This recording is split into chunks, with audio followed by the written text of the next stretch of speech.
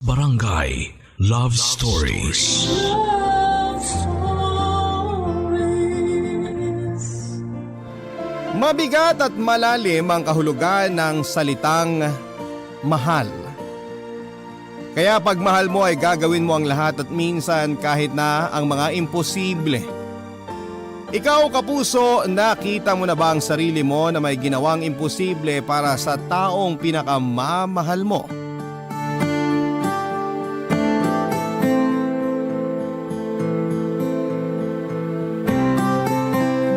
Dear Papa Dudut, napakasarap magmahal at hindi rin maipaliwanag ang pakiramdam ng minamahal. Ito na yata ang pinakamasarap at pinakamagandang regalo na pwede nating matanggap habang nandito tayo sa mundo. Itago niyo na lamang po ako sa pangalang Vic. Isa ako sa mga nangarap na maitampok ang aking kwento sa inyong programa, Papa Dudut. Hindi ako nagdalawang isip na ipagkatiwala sa inyo ang storya ko dahil alam kong mabibigyan niyo ito ng hustisya sa tulong mo at sa tulong ng mga nagsisiganap sa kwento. Sa totoo lang, Papa Dudut, ay para akong baliw habang sinusulat ko ito dahil napapangiti ako habang lumuluha nang binalikan ko ang bawat pangyayari. Medyo natagalan din po akong tapusin ito dahil hindi ko rin alam kung paano ilalagay ang salita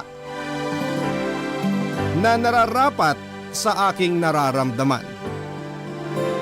Hindi ko masabing komplikado dahil baka may mas grabe pa ang dinanas kumpara sa kwento kong itong Papa Dudut. Totoong ang tao ay may kanya-kanyang krus na pinapasan. Pero ang krus na minsang nasa balikat ko ay hindi lang sakripisyo ang ibinigay sa akin kundi ligaya at pagmamahal. Simple lang ang buhay na pinapangarap ko. Makapagtapos ng pag-aaral at makapagtrabaho, makatulong sa magulang at makatagpo ng taong makakasama ko sa habang buhay na magiging katuwang ko sa pagtupad ng mga pangarap ko sa buhay. Pangarap na kasama ang aming mga magiging anak. Mapalaki sila ng maayos at mabigyan din ng magandang kinabukasan. Parang ang boring, no? Pero yun lang talaga ang gusto ko. Ayaw ko nang humingi ng higit pa at malungkot kapag hindi ko nakuha. Pero kung may natanggap man akong sobra pa sa gusto ko, yon ay nang dumating ang isang babae sa aking buhay na tatawagin natin sa pangalang Joy.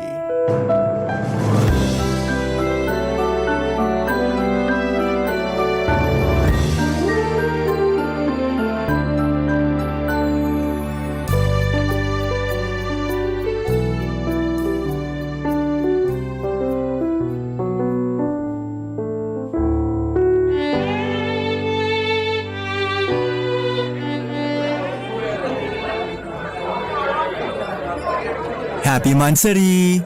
Napaka-special naman. Parang anniversary na sineselebrate natin ah. Kalahating taon pa lang tayo. Alam mo namang simula na maging tayo, bawat araw na nagdaraan sa akin na kasama ka, lahat yun espesyal. Ew! Alam mo tuwing nagsasalita ka ng ganyan, sa totoo lang, kinikilabutan ako eh. Grabe naman to. Bakit naman? Wala lang. Kasi hindi bagay sa iyo eh. Ang laki-laki ng katawan mo tapos punong-puno ka ng ka-cornyhan. Alam mo, kung may rango ang pagiging corny, general ka. 5-star pa. Alam ko na. Mula ngayon, si General Corny ka na. Ito ang saludo ko para sa'yo. Sa'yo ng totoo eh.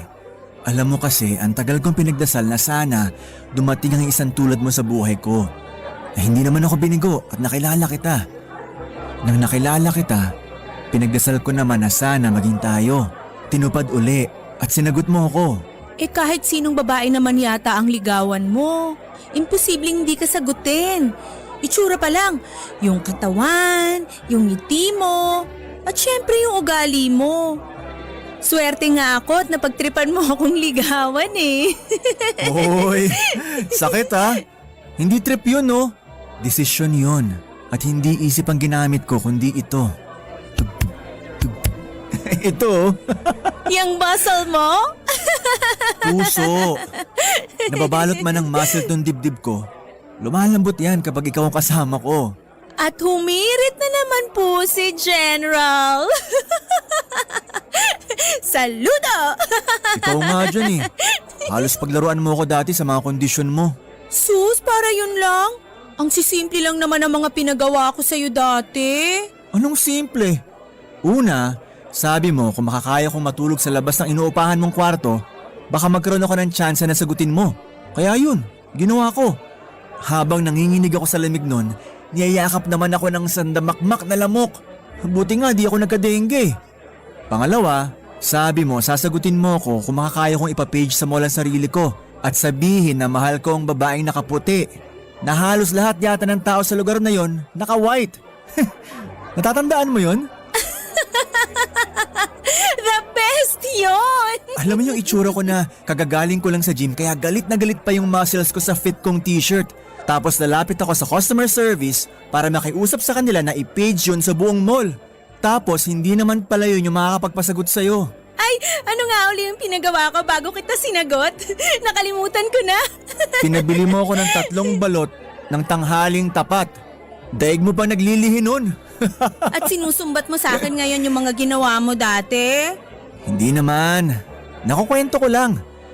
Sabi mo kasi trip lang yung panliligaw ko sa'yo eh. Pero alam mo, ang bait sa akin ng langit. Halos lahat ng dasal ko tinutupad niya. Di nga lang agad-agad pero sinasagot naman. At sa lahat ng dasal ko, isa ka sa patunay na may himala. Sino ba naman na mag-aakalang ang tulad mo magkakagusto sa isang tulad ko? Alam mo, hindi mo ako kailangan gamitan pa ng pangbobola mo. Dahil sa ayaw ko at sa gusto, maniniwala na ako sa'yo. Babe, alam mo, nung nakaraang buwan pa ako may dinadasal sa kanya tuwing gigising ako sa umaga at bago matulog sa gabi. At ano naman yun? Natumama ka sa loto? Ito naman seryoso ko. Tawagin mo na akong general sa kakornihan ko pero totoo yon. O sige na nga, seryoso na. Seryoso. At ano naman yung pinagdarasal mo? Ang tumama sa loto? Puro ka naman biro eh. Oo na, sige na. Ano nga yung pinagdarasal mo? Na sana sumagot ka na maayos sa itatanong ko. Ito naman nagbibiro lang eh. Pikon lang. Seryoso talaga ako. Sana sumagot ka na seryoso, yung galing sa puso. Medyo maarte Okay. Ano yung tanong mo na nangangailangan ng seryosong sagot? Nung bata ka kapag binigyan ka ng kahit anong gamit, anong sinasabi mo? Salamat. Thank you. Minsan kapag di ko gusto, sasabihin ko, ayoko. Ilang ka na naman eh. Game na. Kapag nasusurpresa ka o kaya nagugulat, anong kadalasan mong ginagawa? Nung bata ako, sa bagay hanggang ngayon naman mukhang bata pa rin ako. Ano ba? Kapag nagugulat ako o nabibigla, umiiyak ako. Kapag sinabihan kita ngayon ng I love you, ano isasagot mo? Siyempre, I love myself too. Ay naman Panira naman to ng moment eh. Eto na. Sing-sing. Tatanggapin mo ba? Will you marry me? Papakasal ka ba sa akin?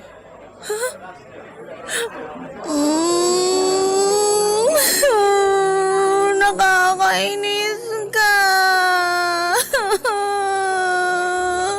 Oo naman. Siyempre, mahal kita eh. Seryoso ka ba? Oo naman. Kahit lagi mo akong di siniseryoso. Ito naman ang sensitive. Alam mo naman ganun talaga ako eh. I love you. Sa akin na yung apelido mo ha. Sayong sayo.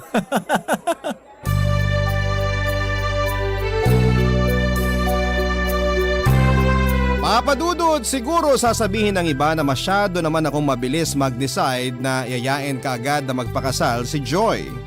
Pero wala naman kasi sa tagal yon ang pagsasama bilang mag-boyfriend at GF. Ang akin basta alam kong mahal ko siya at hindi ako makahanap ng rason at explanation ay sapat na yon. Isa pa, bago mauntog si Joy at magbago pa ang isipan niya ay dapat ay napa-oo ko na siya. Maganda kasi talaga si Joy. Hindi mo akalaing Pinay ang tangos ng ilong, maputi, maganda ang mata, artistahin ang datingan, kaya minsan ay nakakaramdam ako ng insecurities pero sa ipinapakita sa akin ni Joy, alam kong totoo ang nararamdaman niya para sa akin. Hindi man ako kagwapuhan, bumawi na lamang ako sa laki ng katawan. Part-time gym instructor ako, papadudot, at team leader naman sa isang call center sa Libis. Parang hindi babagay na ang isang tulad ko na bato-bato ang katawan ay sumusulat sa inyong programa para maglahad ng aking storya. Patunay lang to, papadudot, na hindi natin pwedeng husgahan ang tao sa kanyang itsura. Anyway, nagkakilala nga kami ni Joy sa gym na aking pinagtatrabahuhan. Isa siya sa mga kliyente doon na regular na nagpupunta. At noong nakita ko siya, sinabi ko sa sarili ko na siya na talaga ang babaeng para sa akin. Kaya hindi na ako nagpatumpik-tumpik pa. Ginawa ko ang lahat na makakaya ko, mapasagot lamang siya. At yun nga, papadudot, nauwi na nga sa kasalan matapos ang 6 na buwan na pagiging kami. Marami ang nabigla, lalo na ang aming mga pamilya at ilang malalapit na kaibigan. Simpleng kasalan sa simbahan ang aming idinaos. Isa pa, kaya malakas ang loob kong yayain si Joy na magpakasal ay dahil alam kong may sapat na akong ipon at magandang trabaho. Samantalang si Joy naman ay sa isang lending company pumapasok. Maganda ang naging simula ng buhay namin, papadudot. Halos malapit na sa pagiging perpekto.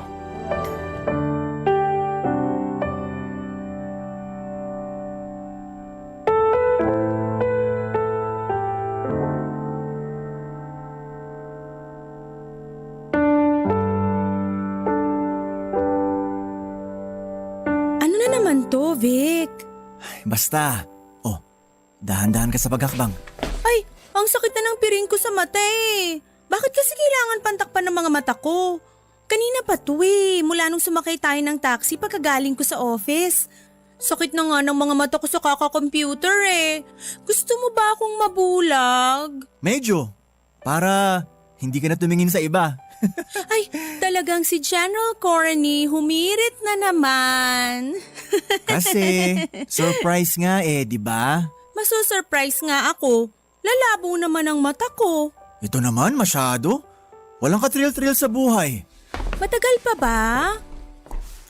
Teka, nasa na ba tayo? Bakit may binubuksan kang pinto? Oh, pasok. Teka, dahan-dahan. Yan. Ano na? Sige na nga. Tatanggalin ko ng piring sa mata mo. Teka. Dahan-dahan naman. Surprise! Bago nating bahay! Hindi kalakihan, walang swimming pool pero punong-puno ng pagmamahal. Kompleto na rin ang mga gamit natin. Nakakainis ka talaga. Kahit kailan. Lagi mo na lang akong ginugulat. Thank you. Ay, teka babe. Pakikuha naman yung bag ko please. Binaba ko pala doon sa may pinto pagpasok natin.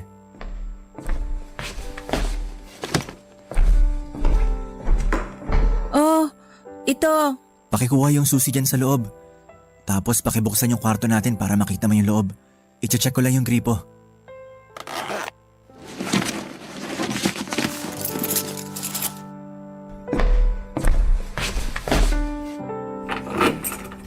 Ayaw naman bumukas. Di naman yata to para dito eh. Ah!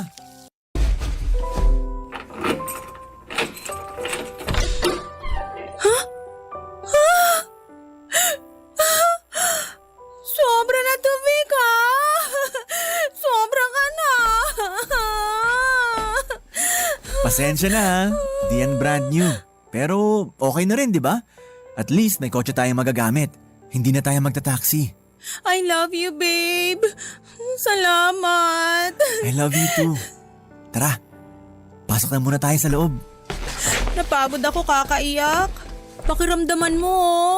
Ang bilis ng tibok ng puso ko. Oo nga no. Maupo na muna tayo. Pa-deliver na lang tayo ng pagkain para di na tayo lumabas. Sige, huwag mo nang ulitin yung madalas na panggugulat sa akin, ha? Bakit naman? Bawal. Masama. Bakit nga? Eh di nga pwede. Sabi nino. Sabi ng doktor. May sakit ka? Bakit di mo sinasabi sa akin? Joy naman, kapag may mga ganyang bagay, i-open mo. Mamaya niyan lumala pa yan. Wag ka muna pumasok sa opisina. Mag-leave ka o kaya mag-resign ka na. Sapat naman na yung kinikita ko eh. Kaya kitang buhayin. Ikaw, pati ng magiging mga anak natin. Vic, ang OA ha? Anong OA dun eh? Nag-aalala ako. Buntis ako.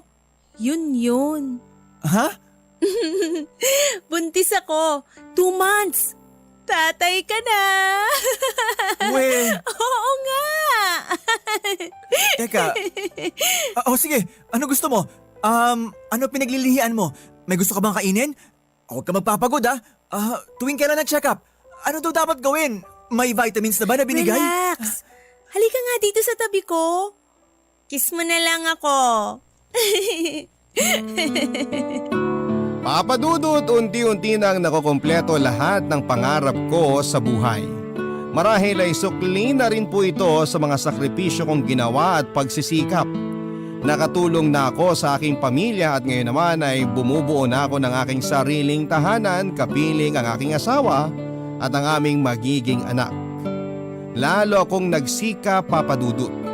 Gusto kong patunayan kay Joy na talagang hindi siya nagkamali sa pagpili sa akin, lalo na noong tagpong yon na nalaman kong magkakaanak na kami. Mas lalong lumiwanag ang mundo ko at mas nagkaroon ng direksyon lahat ng plano ko. Hindi ko nararamdaman ng pagod kahit pa tutok na tutok ako sa pagtatrabaho. Hindi rin naman ako nagkukulang ng oras para kay Joy at sa magiging anak namin. Hindi ako the best husband pero isa lang ang sigurado ako.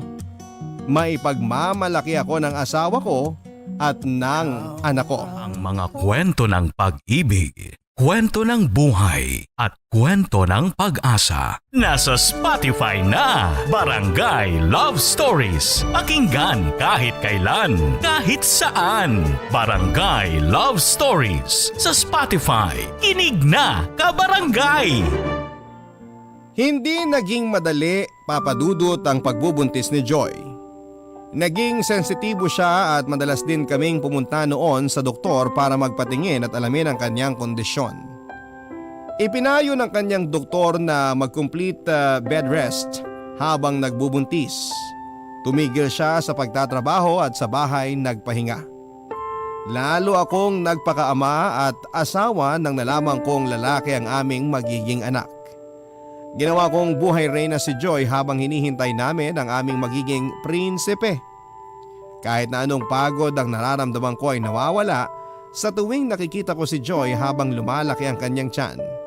Kahit na naging bugnutin ang aking asawa, wala akong pakialam kahit pahalos ang tingin niya sa akin ay kaaway. Dala daw yon ng kanyang pagbubuntis. Nilawakan ko na lamang ang aking pangunawa alang-alang sa kanya at sa aming magiging anak. Aaminin ko, Papadudot, na minsan ay nasasaktan ako sa mga ipinapakita niya at sinasabi, pero ano ba naman yon kumpara sa hirap na dinadanas niya habang ipinagbubuntis ang aming anak. Ilang buwan pa ang lumipas, dumating na ang araw na aming pinakahihintay.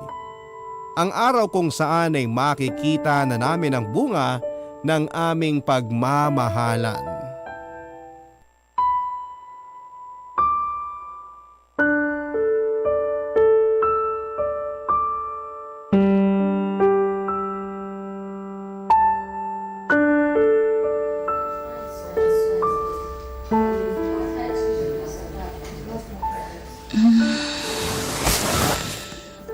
Vic?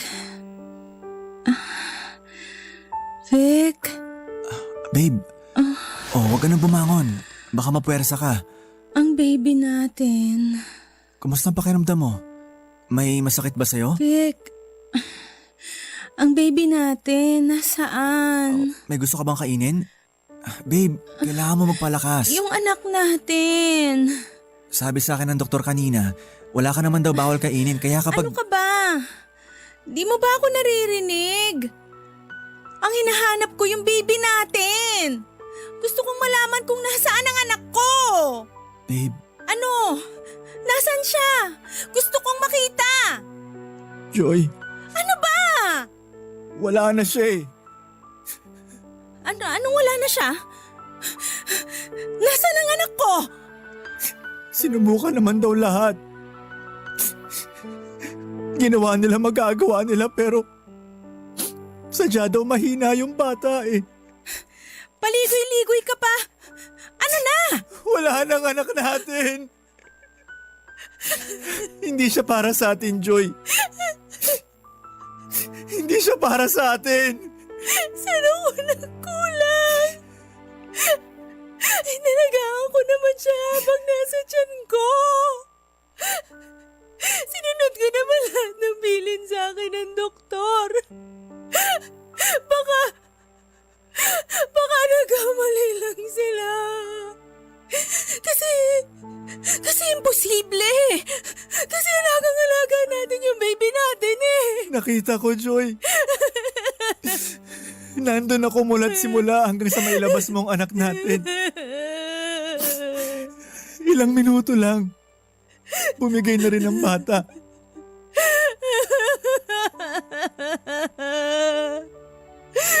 Bakit? May dahilan ng lahat ng ito. May tsansa pa tayo. Bakit ang baby Susubok ulit tayo. natin? Huwag tayong mawawalan ng pag-asa. Ayoko. Gusto ko yung baby ko! Joy, Yung baby ko! tama na, Joy. Hindi makakabuti sa'yo to. Ilang buwan ko siyang tinala. Inalagaan sa loob ng tiyan ko.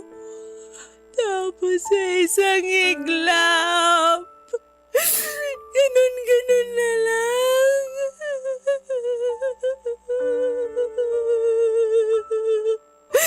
Walang kwenta mga doktor yan! Walang kwenta! Tama na. Ginawa nila lahat. Walang Ang baby kwenta. natin ang sumuko. Baby ko yun Joy. eh! Tama na, ha? Kaya natin to, okay? Tama na.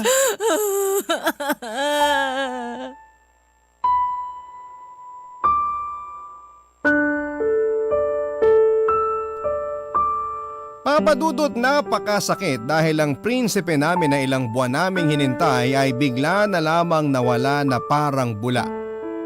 Hindi ko may paliwanag ang nararamdaman kong kalungkutan, lalo na si Joy na siya mismong naghirap para sa anak namin. Na siya ang nagbuntis at nagsakripisyo ng husto habang nasa sinapupunan niya ang bata. Hindi na namin pinatagal at naihatid na rin namin ang aming anak sa kanyang huling hantungan. Tulala kaming umuwi ng bahay at bihirang magsalita si Joy at sobra niyang dinamdam ang pagkawala nang sana ay una naming anak. Hindi ko siya masisisi dahil kahit ako ay parang gustong magwala at sakta ng sarili para sandali kong makalimutan ang sakit na dulot ng pangyayaring yon. Papadudot, ang masayang samahan namin dati ni Joy ay unti-unting nag-iba.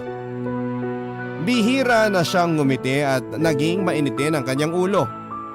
Lagi siyang nakasigaw at naging palamura. Natuto din siyang uminom ng alak at lagi siyang nakakulong sa kwarto. Hinayaan ko lamang muna siya sa ganong sitwasyon dahil baka hindi pa niya natatanggap ang mga nangyari. Pero hindi ako nagkulang sa kanya, Papadudot.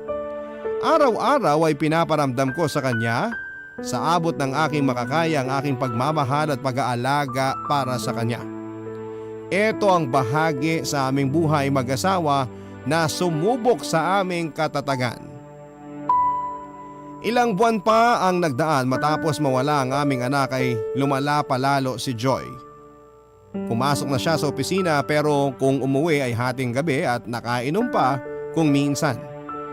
Pinilit ko siyang intindihin at inunawa ko siya sa abot ng aking makakaya, Papa Dudut. Nag-iba na siya. Malayong malayo kung sino siya dati. Pati itsura niya ay nag-iba, bumagsak ang kanyang pangangatawan at hindi na naging palaayos. Sinubukan ko din kausapin ang ilan niyang malalapit na kaibigan pati na ang ilang mga kaopisina. Humingi pa ako ng tulong sa kanila para mapaliwanagan si Joy, pero kahit sila ay naninibago na sa inaasal ng aking asawa. Ultimo, mga kamag-anak ni Joy ay wala na ring magawa para sa kanya at kung minsan ay umiiyak na lamang akong mag-isa sa mga nangyayari sa aming buhay, Papa Dudut. Pero hindi ako pwedeng bumigay. Mahal ko si Joy at gusto kong magkaroon ng isang masayang pamilya, kaya hindi ako sumuko sa kanya, Papa Dudut.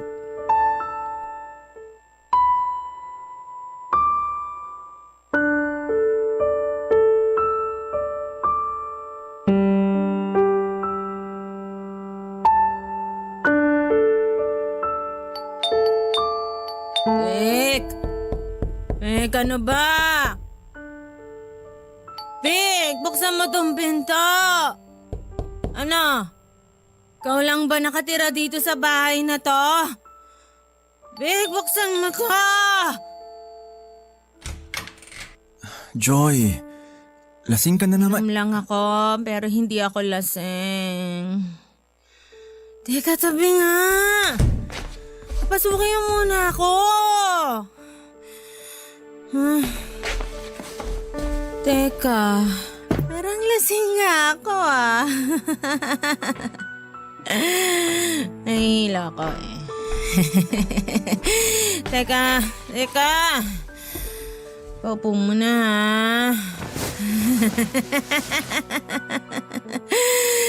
Bikot ang kisame ah. Tumawag ako sa opisina nyo. Nag-undertime ka raw. Saan ka ba nagpunta? Wow! Nagpalit ka na ba ng trabaho? Akala ko sa call center ka eh. Bakit parang investigador ka na? Ha? Tsaka gabi na oh. Wala ka na bang pasok? Hindi ako pumasok dahil nag-aalala ako sa'yo. Di ko makontak. Hindi ko alam kung sinadya mong patayin para di kita matawagan. Umiral na naman yung pagiging OA mo, Vicky. Joy, wag mo naman kalimutang asawa mo ko. Wag mo naman kalimutang may kasama ka pa dito sa bahay. Wag mo sanang kalimutan na may Vic pa na parte ng buhay mo. Naku, humirit na naman si General Corny. O sige oh, saludo. Pwede ba, General? Sinusubukan ko lang naman mag-enjoy ah. Masama ba yon? Pamilyado kang tao, Joy. Pamilyado? Paano mo matatawag na pamilya to? Paano? Ang pamilya, may nanay, may tatay at higit sa lahat, may anak.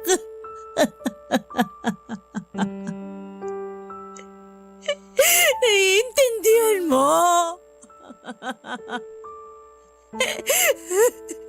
May anak! Joy! Teka lang! Nagsasalita pa ako eh. Tayo ba? May anak? Wala! Ay, meron pala. Pero ano? Ilang minuto lang. Namatay na, di ba? Pinaramdam lang sa akin kung paano magbuntis. Pero hindi sa akin pinaramdam kung paano maging isang ina.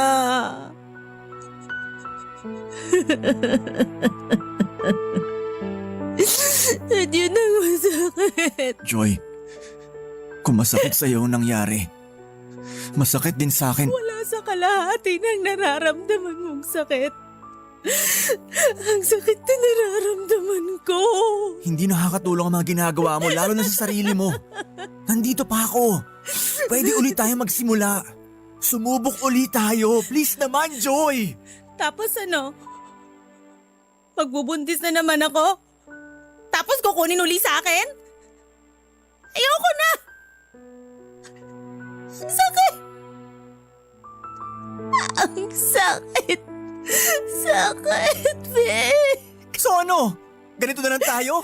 Ganito na lang tayo habang buhay? Sisirain mo na lang yung katawan mo? Yung buhay mo? Tama na. Dami mong sinasabi eh. Gusto ko na matulog. Naantok na ako. Diyan ka na. Napasok na ako sa kwarto. Joy! Pwede ba, Vic? Tama na! Mahal mo pa ba ako? Kasi ako, mahal na mahal pa rin kita. Si General. Eto sa'yo. Isang saludo.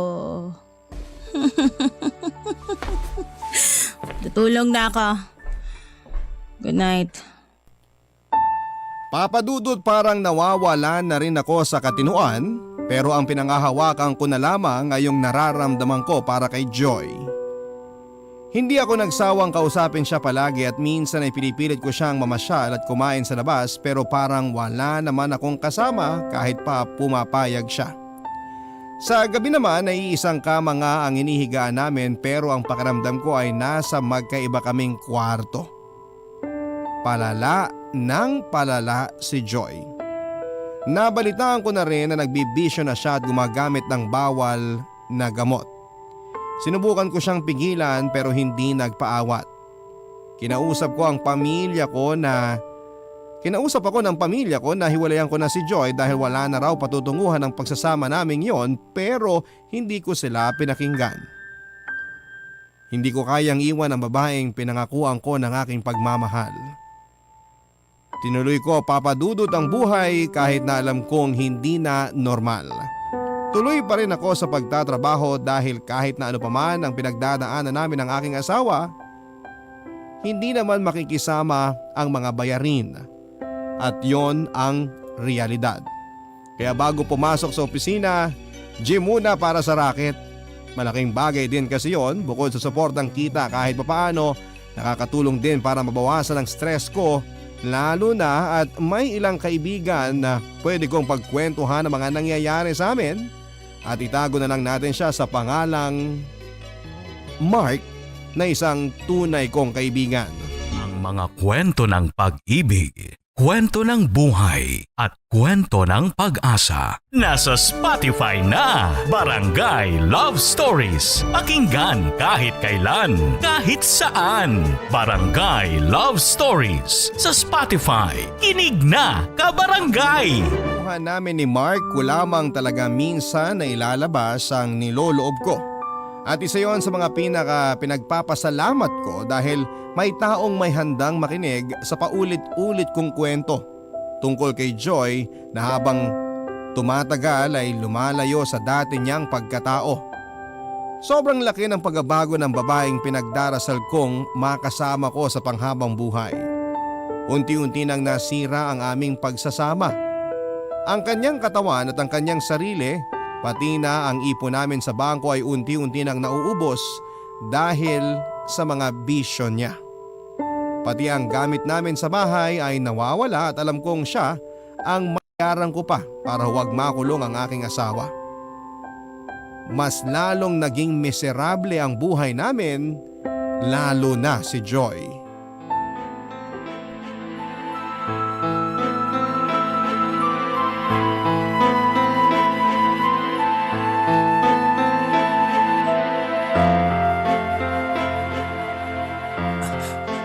Joy? Joy, buksan mo tong kwarto. Joy, babe, ano ba? Buksan mo tong pinto. Joy! Teka, nasan ba yung susi nitong kwarto? Nakahiga ka lang pala dyan sa kama.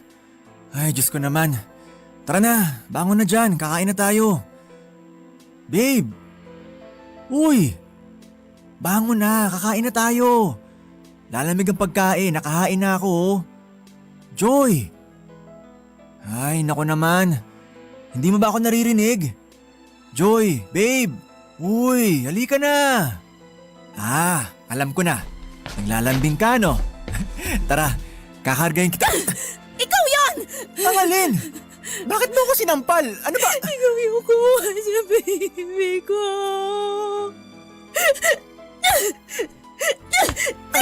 Ano ba, Joy? Tama na. Tama na. Pinabas mo! Ano ba sinasabi mo? Takot. Takot ka, no? Ano? Bakit mo ako tinitingnan? May gusto ka sa akin, ah. Uy. Liligawan mo ba ako? Joy, ano sinasabi mo? Nagbibiro ka na naman eh.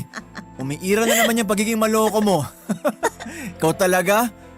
Pero namiss ko yan. Sobra. Nasaan na ang baby ko? Nasaan na?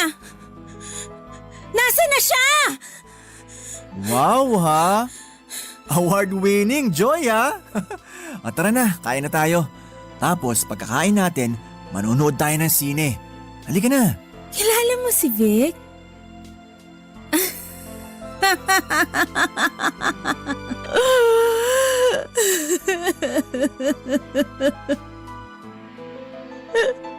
Yung baby ko. Kilala mo? Joy. Babe. Ano ba to? Tama na. Baby ko. Huwag kang bibigay ha. Yung baby ko nawawala. Kumapit ka, babe. Babe.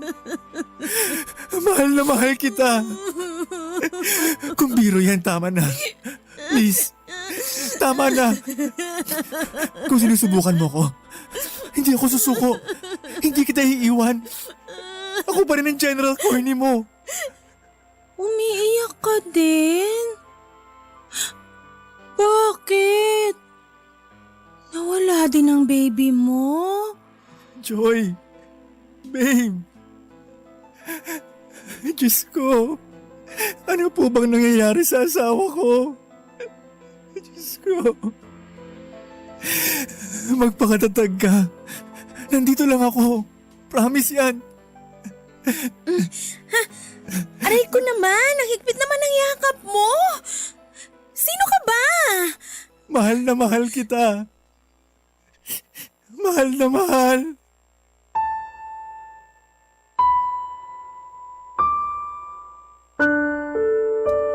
Papadudo tuluyan nang bumigay ang isip ni Joy.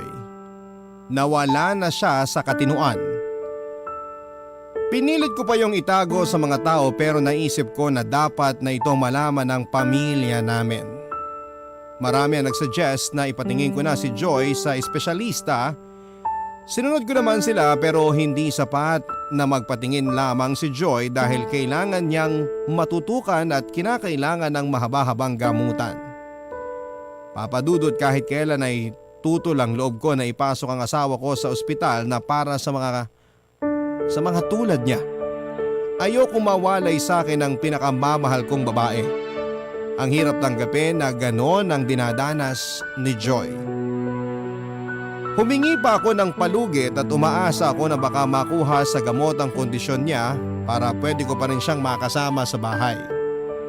Nag-leave ako sa trabaho, tinutukan ko siya, lahat ng bagay na maaaring makatulong sa kanya ay ginawa ko na. Ibinuhos ko ang atensyon at pagmamahal ko para sa kanya, Papadudut. Doble kesa sa dati kong ginagawa. Lagi ko siyang sinasabihan na mahal ko siya, na ako ang asawa niya. Ikinikwento ko lagi sa kanya mga nangyari sa aming magagandang bagay, pati na ang madalas niyang pagsaludo sa akin tuwing tatawagin niya akong General Corny. Pero hindi umepekto kaya napilitan akong mag-decide na ipasok na nga siya sa paggamutan na makatutulong sa kanyang paggaling. Ilang buwan na araw-araw ko siyang pinupuntahan para dalawin at ipaalala sa kanya kung sino ako sa buhay niya at ano kami noon.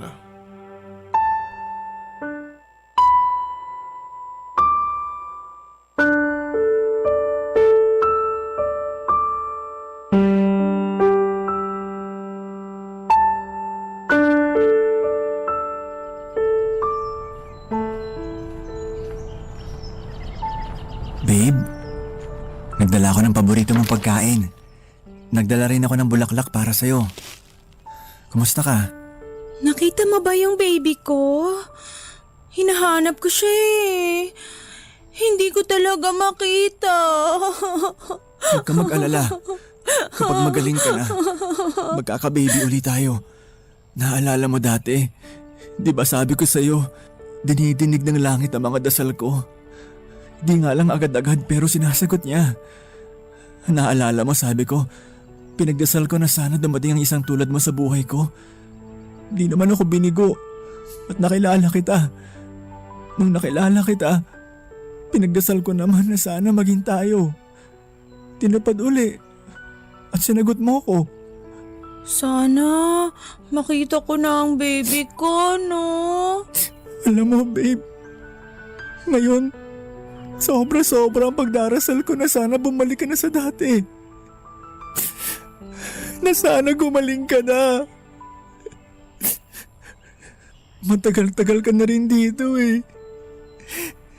Namimiss ko na yung bahay na binili sa akin ni Vic. Namimiss na kita. Namimiss ko na yun tayo. Lord, please naman po. Pagalingin niyo po ang asawa ko. Mahal na mahal ko po siya. Mahal na mahal. Hala, umiiyak ka nga. Babe, mahal na mahal kita. Naalala ko pa na ang hirap mong pasagutin nun. Kasi ang dami mong pinapagawa. Ang dami mong kondisyon. Umiiyak ka. Tapos, lagi mo akong inaasar. Kapag nagsasalita ako kasi ang laki ng katawan ko. Tapos parang ang baduy-baduy na mga sinasabi ko sa'yo. Tapos tinatawag mo pa ako. General! General Corny! Saludo talaga ako sa'yo! Joy, babe, naalala mo na? Oo, naalala ko na ang lahat. Umaarte lang ako kanina. Gusto ko lang marinig ang mga sasabihin mo. Babe, thank you ha. Thank you sa lahat. Pasensya ka na sa akin. Ano ka ba? Huwag kang humingi ng pasensya. Gagawin ko lahat para sa'yo. Mahal na mahal kita eh. Diyos ko, dininig mo uli ang dasal ko. Maraming salamat po. Maraming salamat. Sigurado ka bang okay ka na? Sabi ng doktor, sapat na raw ang inilagi ko dito. Salamat, Vic. Dahil sa'yo, sa pagmamahal mo at dasal, gumaling ako. Iusap ako na ako na ang magsabi. Nung makalawa ko pa alam na okay na ako. Kaya tuwing pumupunta ka dito, di ka niya pinapalapit, di ba? Sabi ko kasi gusto kitang sorpresahin. Buti pinagbigyan niya ako. Kaya pala sabi sa akin ni Doc, konting tiis na lang. Pero wag daw muna akong lalapit sa'yo. Part daw ng therapy. Ikaw talaga. Ikaw na nga yan. Ikaw na nga. Payakap nga, babe. I love you. I love you too. Huwag ka nang umiyak. Nakakahiya. Laki ng katawan mo. Nagngunguy-nguy ka. Effective ang acting ko, no? Lord, thank you. Salamat, babe. Sa pagmamahal at katatagan mo. Thank you. Salamat talaga. Tara, kausapin na natin si Doc. Saludo talaga ka sa'yo, General! Ang corny natin!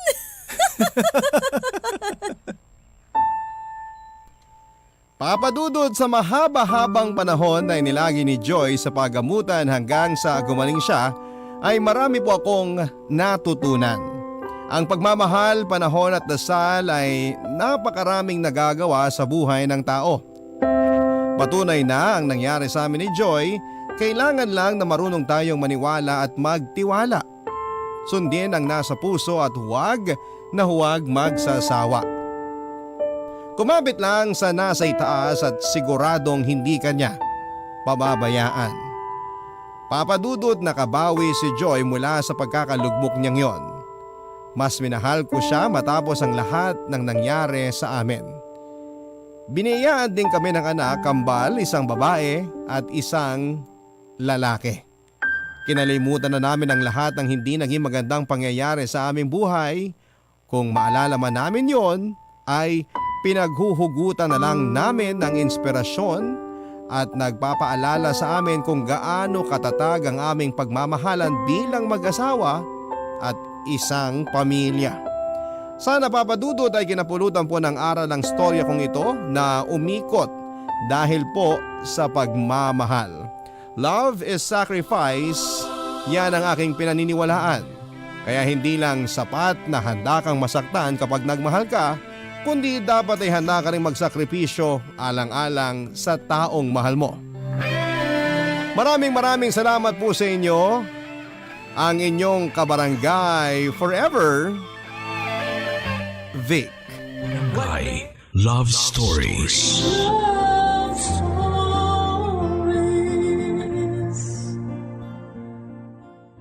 Barangay LS 97.1. 97.1. Number 1. Forever.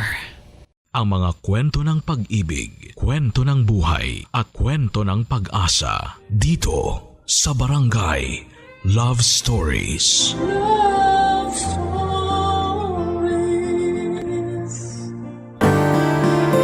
Ang pakikipagkompromiso sa ating karelasyon ay napakahalagang bagay upang magtagumpay ang isang pagsasama.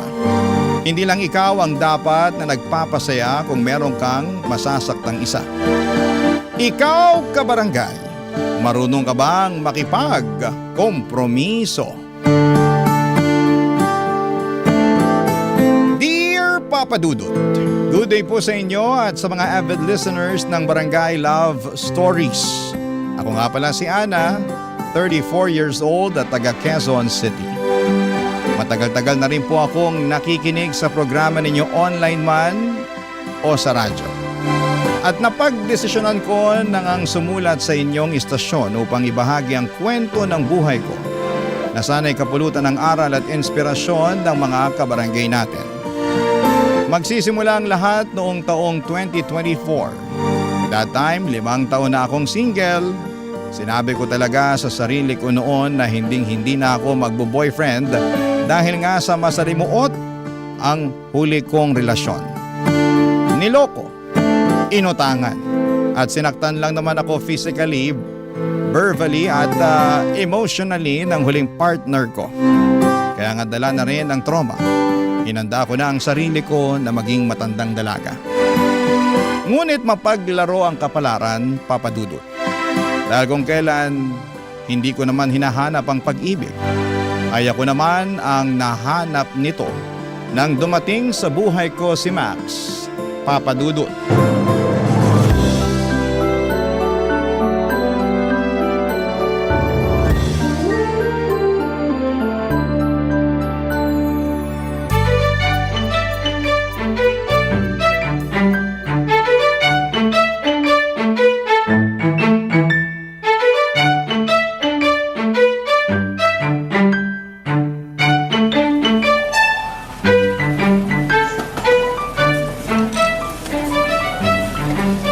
Uy, alam mo, nice yung kape na pinili mo. Alin, tong Vietnamese? Oo, isa yan sa paborito kong orderin dito sa cafe na to eh. Pero ngayon, ito ng sea salt latte ang gusto ko. Mukhang masarap yan kasi di mo naman yan magiging paborito kung hindi. Pero parang lahat naman yata sa cafe na to masasarap eh. Pati na tong mga cake nila oh. Alam mo, di talaga ako mahilig sa matatamis pero mukhang mauubos ko tong isang slice ng cheesecake nila. Di kasi ganun katamis eh. Pwede sa mga 30 na. Ikaw talaga, puro kabiro. Uy, hindi yun biro ah. Mga ganitong edad, 35 pataas dapat controlled na yung blood sugar. Mahirap na, baka maaga tayong sumalangit. Ay hala, huwag naman. Biro lang, sa maaga sumalangit. Ayoko pa rin naman kasi nga gusto ko pang i-enjoy yung buhay ko. Saka Saka para maalagaan ko pa ng husto yung mga anak ko. Ha? Anong sabi mo? May mga anak ka na? Naku, hindi ko ba yung nasabi sa'yo sa chat? Magugulat ba naman ako ng ganito kung nasabi mo? Wala kang nasabi na may mga anak ka na pala, Max. Pasensya ka na, Ana. Pero meron na. 2. Dalawa pa talaga? Oo Mga anak namin sila ni Valerie, yung ex-partner ko. Pero wala na kami ngayon nun, ha? Aba, dapat lang kasi bakit ka ngayon makikipag-date sa akin kung kayo pa, di ba? Tsaka lakas naman ang loob mong magpakalat-kalat sa dating app.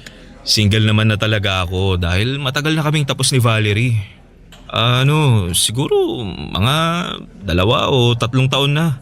Pero may mga anak kami nung nagsama kami. Babae tsaka lalaki na edad 6 at 4 na taon.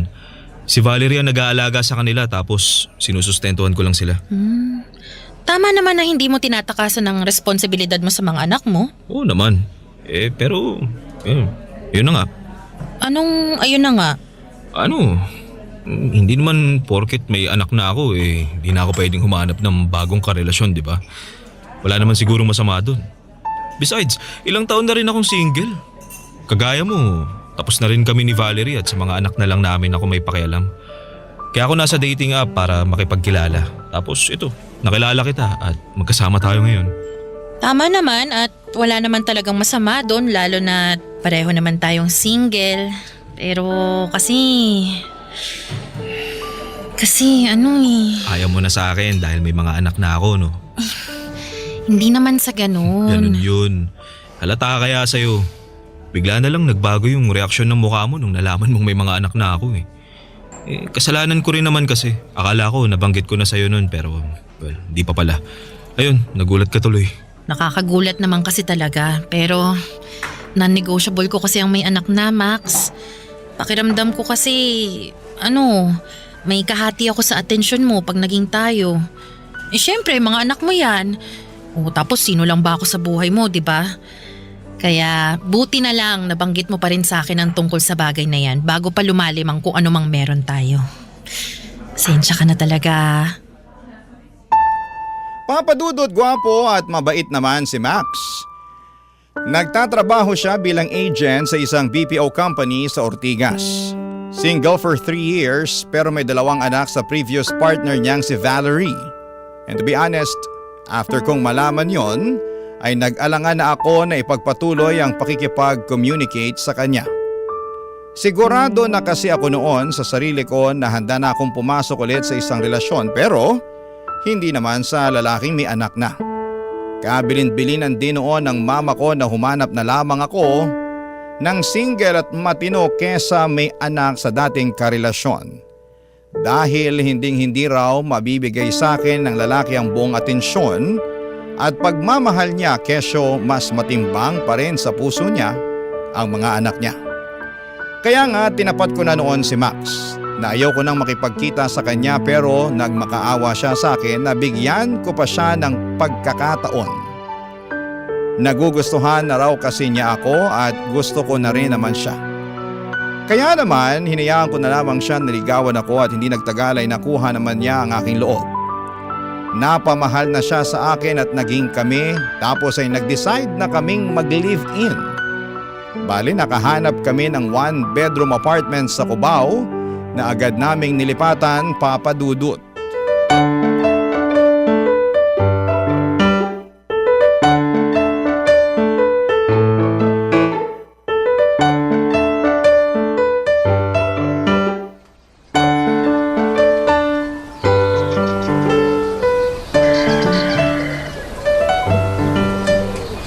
Yes po. Tawag na lang po kayo pag nasa gate na kayo ng subdivision namin. Opo.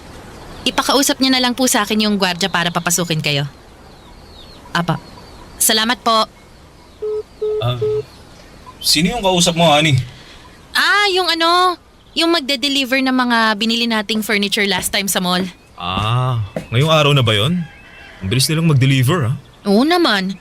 Sabi naman sa'yo, di ba, mabilis lang sila kaya nga gustong-gusto ko ron bumili. Ay, sa wakas, magmumukha ng bahay tong apartment natin. Malalaman na natin ang mga gamit. Excited na ako. Oo nga Ako rin, excited na rin ako. Basta, ako nang bahala sa pagbubuhat at pagtutulak ha. Oo naman. Huwag mo kong aasahan dyan kasi tingnan mo nga tong katawan ko. Patpatin. Kumpara naman sa'yo na malaki ang mga muscle mo. Oo nga eh. Kayang-kaya nga kitang buhatin di ba? Gusto mo sample? Huwag mo nang tangkain, tatamaan ka sa akin. Tsaka, bakit mo ako bubuhatin? Ano ko, bata? Uy, bakit? Bata lang ba ang binubuhat? Para sa akin, oo. Tsaka mamaya baka masyado tayong malibang tapos biglang tumawag na lang sa akin yung magde-deliver.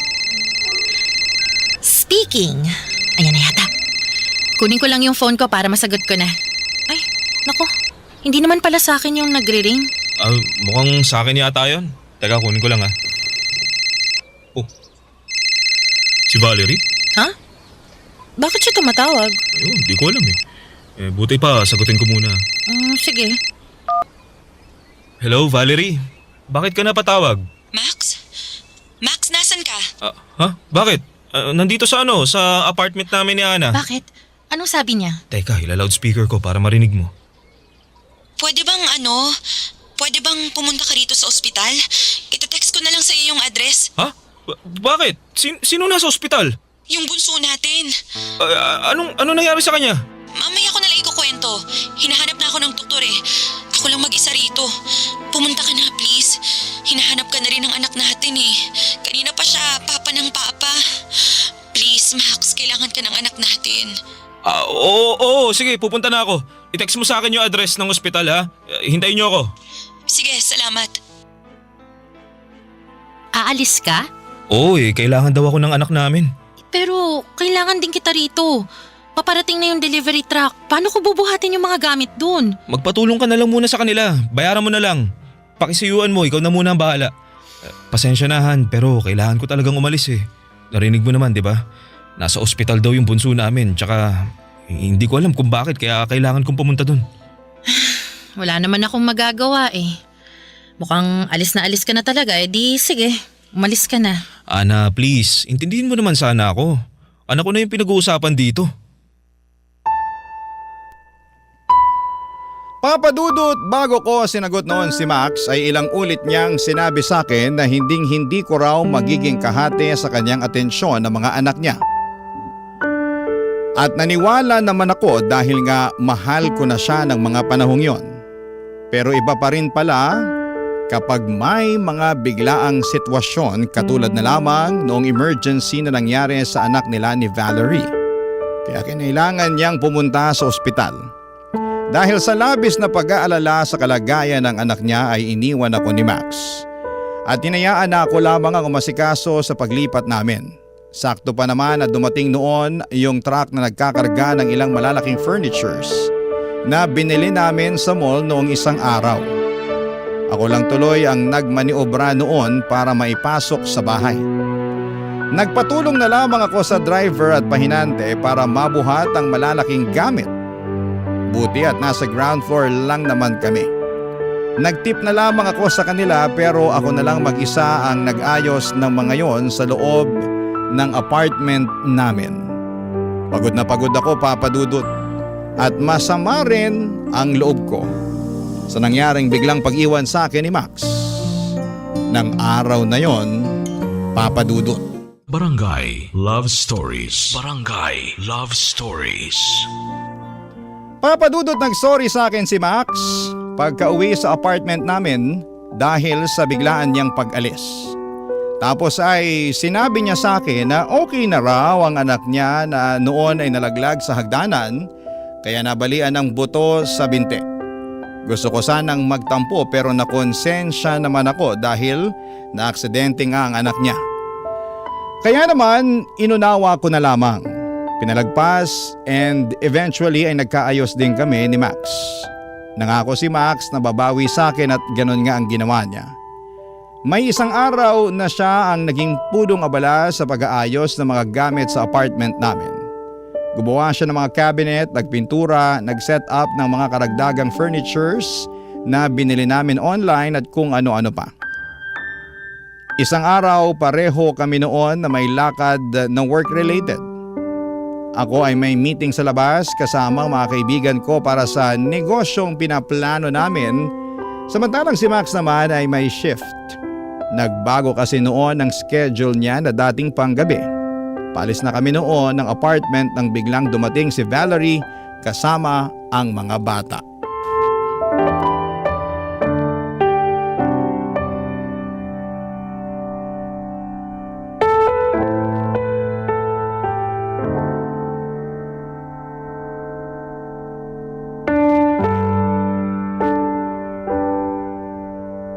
Paano mo nalaman tong address ng apartment namin?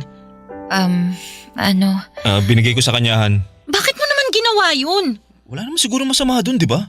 Meron. Kasi tingnan mo. Andito ngayon yung babaeng yan. Kasama pa yung mga anak ninyo. Ana, pasensya ka na talaga.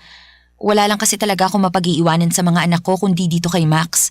Kung meron lang hindi naman ako dito didiretso. Pero ayun, wala nga kasi. Kaya nakikiusap ako. Dito muna sa inyo yung mga anak namin kahit hanggang bukas lang ng gabi. Kailangan ko kasing umuwi sa probinsya dahil na-ospital ang mama ko. Hindi ko naman maisasama ang mga bata dahil alagain sila. Kaya dito mo iiwan. May mga trabaho rin naman kami ni Max. Paano namin naalagaan yung mga bata? Pwede mo naman sigurong ipagpaliban yung lakad nyo ng mga kaibigan mo, Han, di ba? Para ikaw na lang muna magbantay sa mga bata. Kasi kailangan ko talagang pumasok sa trabaho. At bakit ko naman gagawin yun? Importante rin naman yung lakad ko. Lalabas lang naman kayo ng mga kaibigan mo, di ba? Hindi lang yun basta labas, no? Meeting din yun. Pag-uusapan namin yung plano naming negosyo. Max, nakalimutan mo na ba? Sinabi ko yun sa'yo kagabi. Sorry, baka nakalimutan ko na. Pero sige na naman. Pumayag ka na. Di hamak naman na mas mahalaga yung trabaho ko kaysa sa lakad mo eh. Pakiusapan mo na lang yung mga kaibigan mo na ituloy na lang sa ibang araw yung meeting nyo. O di kaya sila na lang muna kasi kamo may gagawin kang mahalaga. Ay wow! Ako pa talaga ngayon ang kailangang mag-adjust. Hindi ko naman anak yung mga batang yan ah. Anak mo naman yan, di ba? Please, Han. Huwag mo nga ako matawag-tawag na Han. Nanggigigil ako sa'yo. Max, kung ayaw ni Ana na alagaan yung mga bata, aalis na lang kami. Hindi. Dito mo na sila iwanan. Sabi mo wala kang mapag-iiwanan sa kanila, di ba? Tsaka di mo naman sila pwedeng daling pauwi. Saka mas makakasigurado ako na ligtas sa mga anak ko pag nandito sila sa bahay namin. Kaya wag na kayo umalis. Dito mo na sila iwanan. Salamat talaga, Max. At pasensya na ulit sa abala. Wala nga naman yun. Sabi mo nagmamadali ka na. Oo nga mauna na ako. Baka maiwan pa ako ng bus na sasakyan ko. Salamat ulit ha. Bye.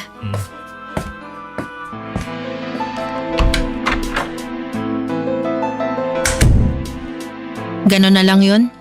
Anong ganun na ba yun? Na nag-decide ka na hindi man lang hinihingi yung opinion ko. Kaya nga nakikiusap ako. Ngayong araw lang naman hanggang bukas ng gabi. Kung wala lang akong pasok sa trabaho di sana ako na lang nagbantay sa mga anak ko, di ba? Saka mga bata yan. Wag mo naman sana silang anuhin. Anong anuhin? Wala akong ginagawa sa mga anak mo ha? Tsaka dapat nga ikaw ang magbantay sa kanila at hindi ako. Kahit ngayon lang. Hanggang bukas ng gabi pag uwi ni Valerie. Please, Ana, nakikiusap ako. Papadudot, hindi na nga ako nakapunta sa lakad ko ng araw na yon dahil kinailangan kong bantayan ang mga anak ni Max sa bahay. Ayaw ko naman silang isama sa meeting namin ng mga kaibigan ko dahil sigurado akong hindi rin ako makakapag-concentrate. Kesyo sa kanila lang mabubuhos ang atensyon ko sa kakabantay. Nasa edad pa naman sila na may pagkapilyo at pilya kaya alagain. Bukod doon ay nakakapagod ding sawayin. At yun nga ang eksaktong naranasan ko maghapon hanggang sa makauwi si Max. Hindi ko na nga nakuha ang makapagluto ng hapunan namin kaya nag-decide na lamang kaming mag-order ng pagkain noong si Max na ang nagbantay sa mga bata at saka pa lang ako nakaligo at nakapagpahinga. Tandang-tanda ko pa na aburido ako noon at naiiyak na lamang sa labis na pagod habang nasa banyo. Pagkatapos kong maligo, napatulog na ni Max ang mga anak niya, saka ko siya kinausap kung ano ang plano niya sa mga bata. Sinabi lang niya sa akin na sa bahay muna namin ang mga anak niya hanggang sa makabalik si Valerie. Kaya nga buong weekend ako ang naging nanay ng mga batang hindi naman nanggaling sa akin. Noong kinuha na ulit ni Valerie ang mga anak niya ay nakahinga na ako ng maluwag. May tampo pa rin ako kay Max dahil sa Pinag-alaga niya ako sa mga anak niya. Pero that time ay malaki na malapit na ang birthday niya.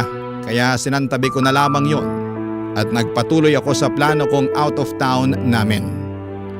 Isang araw bago ang karawan ni Max, pinakita ko sa kanya ang plane ticket for two at booking ng hotel sa Boracay bilang regalo ko sa kanyang kaarawan, Papa Dudut.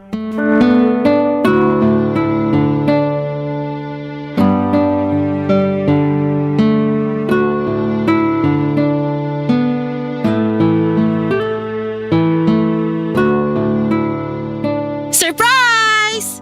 Di ba pangarap mo makapunta sa Boracay? O yan, regalo ko para sa birthday mo. Plane ticket yan ng flight natin mamayang madaling araw at booking ng hotel. Bukas na talaga to? Oo, sakto sa birthday mo para doon na tayo sa Boracay magse-celebrate. May plano ka palang ganito pero di mo man lang sinabi sa akin. Bakit ko naman sasabihin? Eh di hindi na sorpresa yun. Kaso birthday din kasi ng panganay ko bukas. Tsaka nagpaplano si Valerie na mamasyal sa amusement park dahil yun daw yung gusto ng anak namin eh. Ha? Anong sabi mo? Pumayag ako kasi... Pumayag ka nang hindi mo sinasabi sa akin? Ikaw nga di mo sinabi yung plano mong alis natin eh. Seryoso ba yan? Eh bakit ko nga sasabihin? Eh surprise nga, di ba?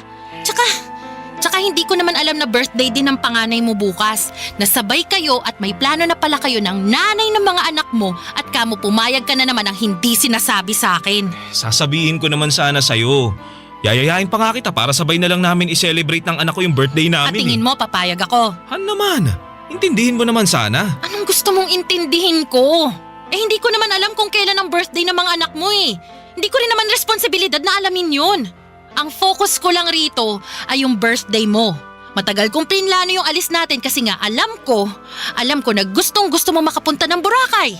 Hindi ko naman alam na may iba ka palang gustong gawin sa birthday mo tapos hindi mo man lang sinabi sa akin agad. Pag sinabi ko ba sa'yo agad, papayagan mo ko na mag-celebrate kasama ang anak ko? Hindi! Ano naman? Max naman!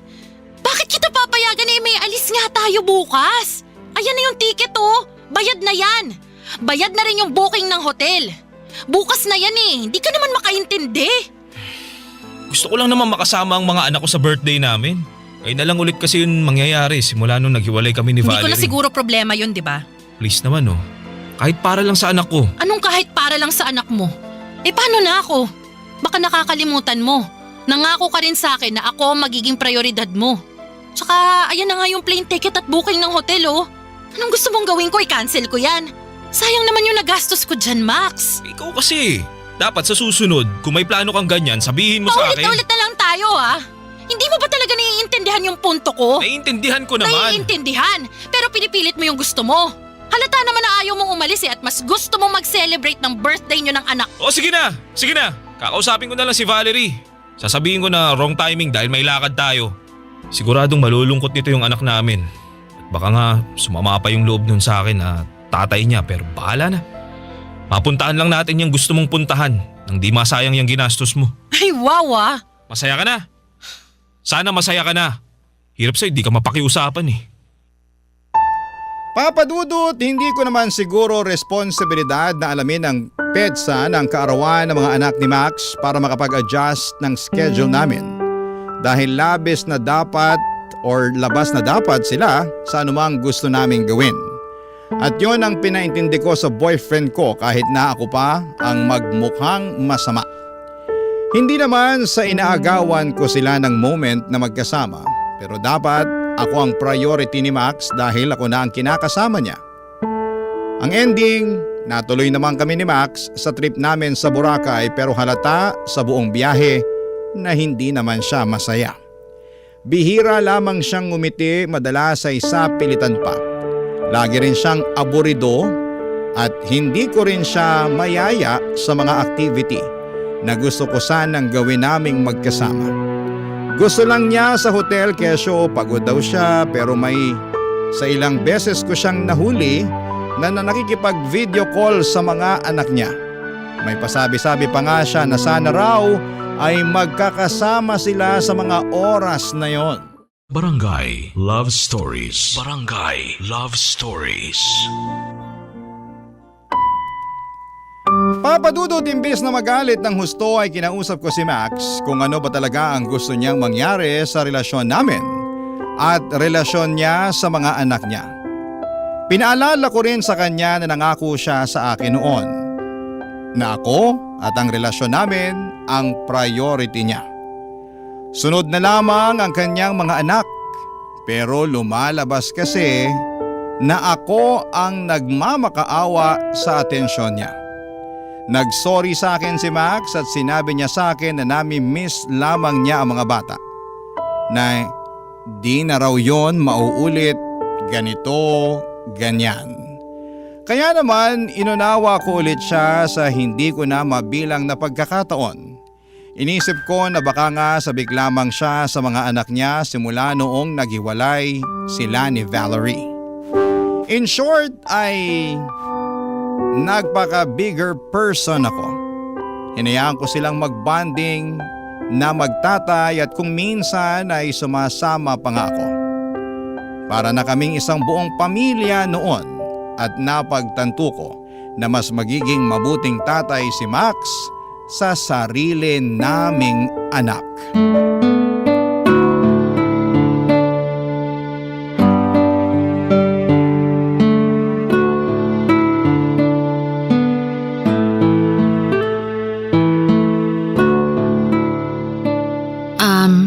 Han, pwedeng magtanong? Oh, ano yun? Huwag ka magagalit Ano nga?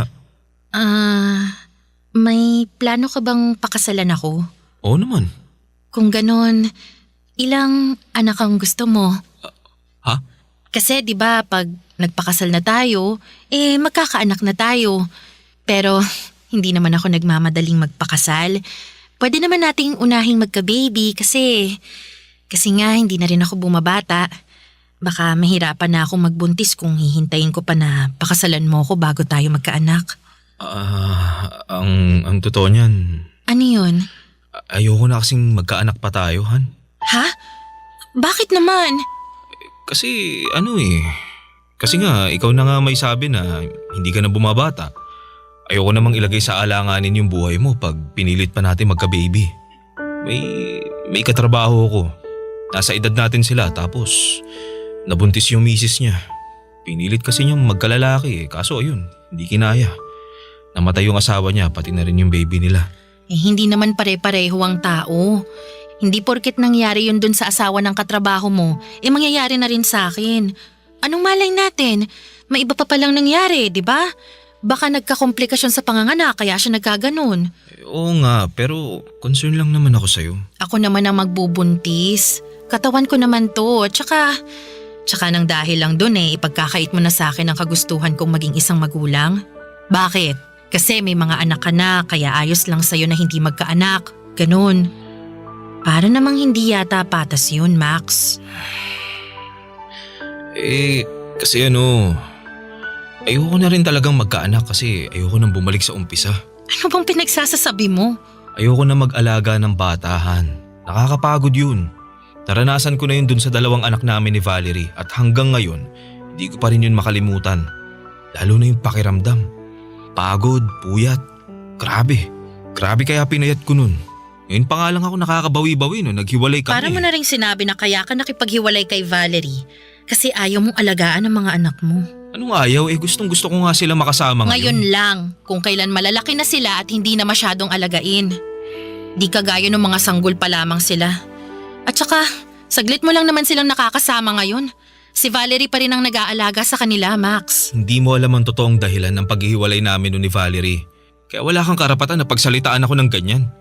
Saka, sinusustentuhan ko naman yung anak namin . Hindi ako nagpabaya sa kanila.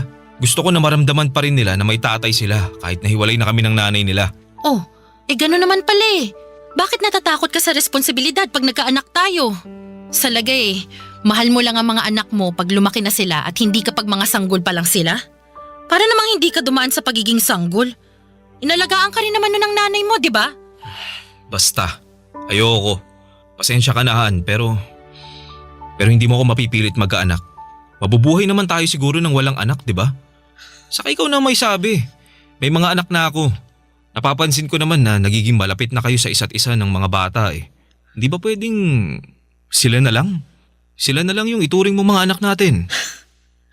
Ang kapal naman ng mukha mo na sabihin sa akin yan. Ikaw na lang ba talaga ang palaging magdidesisyon sa relasyon natin? Max, paano naman ako? Wala na lang ba talaga akong sasabihin? At susundin ko na lang ba lahat ng gusto mo? Sumusobra ka na talaga, Max, ha? Papa Dudut, hindi ko po ini-expect ang mga sinabi na yon sa akin ni Max nang minsan naming pag-usapan ang pagkakaroon ng anak. Ni sa hinagap ay hindi ko akalain na aayaw na ulit siyang magka-baby gayong nakita ko naman kung gaano siya ka-close sa mga anak nila ni Valerie. Pero may hangganan pala yon, kaya sumama talaga ang loob ko sa kanya. Hindi ko na pinilit intindihin ang rason niya dahil para sa akin ay walang kwenta ang mga yon. Kaya nga kami nagsama sa iisang bubong ay para bumuo ng pamilya, tapos ayaw niya. Dahil po sa mga nangyari ay nilunod ko ang sarili ko sa trabaho. Sakto nagbukas na yung cafe na inuumpisahan namin ng mga kaibigan ko kaya naman doon ko ginugol ang lahat ng oras na meron ako. Kung umuwi man ako sa apartment ay para na lamang kumuha ng damit dahil ayaw kong makita at kausapin si Max. May sa isang beses na 3 araw akong hindi umuwi sa amin at nakituloy na lamang ako sa kaibigan ko. Tawag ng tawag noon sa akin si Max pero hindi ko siya sinasagot. Nung naisipan ko nang umuwi sa apartment namin ay laking gulat ko. Sa naabutan ko, Papa Dudut.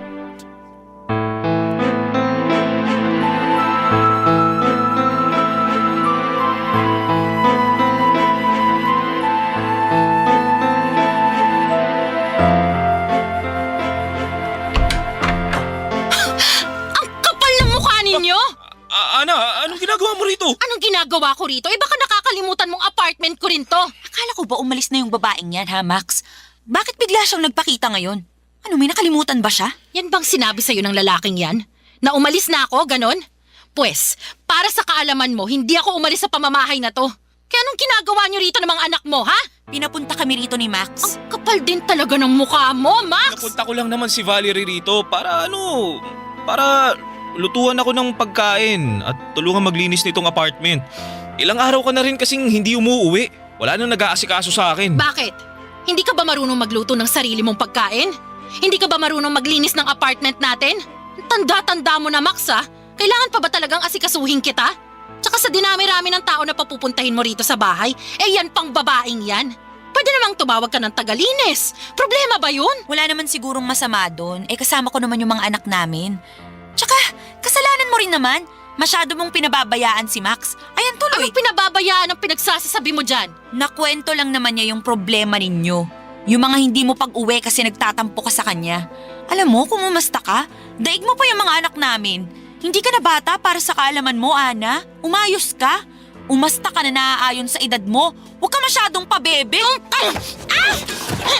Ana! Ana! Bitawan mo si Valerie! Ana! Tama na! Bakurapan pa ako! Ano ba? Wala mo pakialam dahil kulang pa yan sa mga pinagsasasabi mo sa akin! Ano ba kasi yun? Wala naman akong ginagawa sa'yo! Anong wala? Namumuro ka na sa akin eh! Inintindi ko na kayo ng mga anak mo, lalo na pag kailangan nila ang tatay nila. Tinanggap ko sila rito sa pamamahay namin, pero sinamantala mo lang yon at hindi ka marunong dumistansya. Lakas pa ng loob mo na sabihin mong kasama mo naman ang mga anak ninyo ni Max. Kung matino kang babae, alam mo na may kinakasama na siya, di sana umiwas ka na. Feeling ko talaga para-paraan lang yan para mapalapit ka kay Max eh. Ginagamit mo lang yung mga anak nyo. Ano? Ha? Tama ba ako? Sige, sabihin mo, tama ako! Ha? Ana, tama na! Bitiwan mo na si Valerie! Sige, bibitiwan ko siya. Pero etong saya! Bakit mo ako sinampal? Dahil napakakapal ng mukha mo. May pasabi-sabi ka pa na ako yung magiging prioridad mo. Pero hindi ko naman yun maramdaman. Maling-mali talaga na binigyan pa kita ng pagkakataon na mapalapit sa buhay ko eh. Sana, nun pa lang iniwasan na kita. Akala mo talaga sa akin tanga, no? Akala mo mabibilog mong ulo ko? Akala mo mapapasunod mo ako sa gusto mo? Walang hiya ka? Wala ka naman palang planong magkapamilya tayo pero gusto mo maging nanay ako ng mga anak mo? Tapos ano? Tapos ngayon harap-harapan mo akong niloloko dahil sa pagpapapunta mo sa babaeng yan dito sa bahay natin? Sobrang sama mo, Max! Wala kang puso! At ang kapal ng mukha mo! Ang kakapal ninyong lahat! Kaya lumayas kayo sa bahay ko ngayon din! Alis! Umalis kayo! Ana, please, pag-usapan muna Wala natin na tayong dapat pag-usapan! Tapos na tayo, Max! Hiwalay na tayo! Papadudot, nakipaghiwalay nga ako kay Max ng araw na yon at pinalayas ko sila ni Valerie kasama na ang mga anak nila sa apartment na ako ang nagbabayad.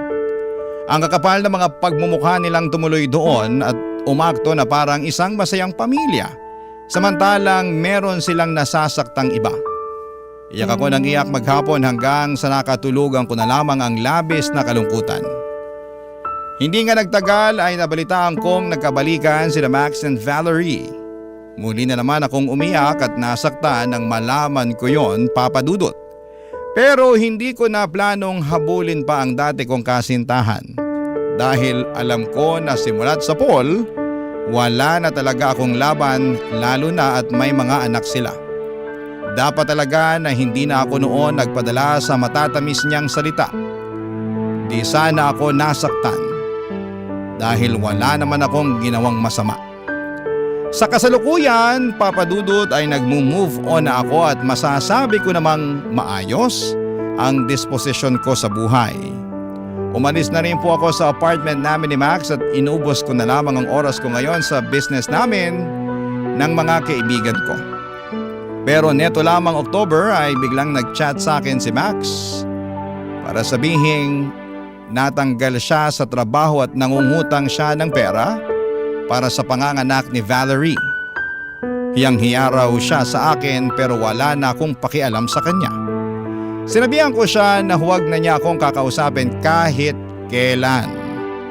Sabay block sa kanya at doon ay nakaramdam ako ng kaginhawahan sa dibdib ko. Marami pong salamat, Papadudot. Sakaling mapili po ninyong i-air ang kwento sa programa ninyong Barangay Love Stories. God bless and more power sa inyong istasyon. Ang inyong forever kapuso at kabarangay, Ana. Ano ang masasabi mo sa ating Barangay Love Stories today? Aabangan namin yan sa aming comment section.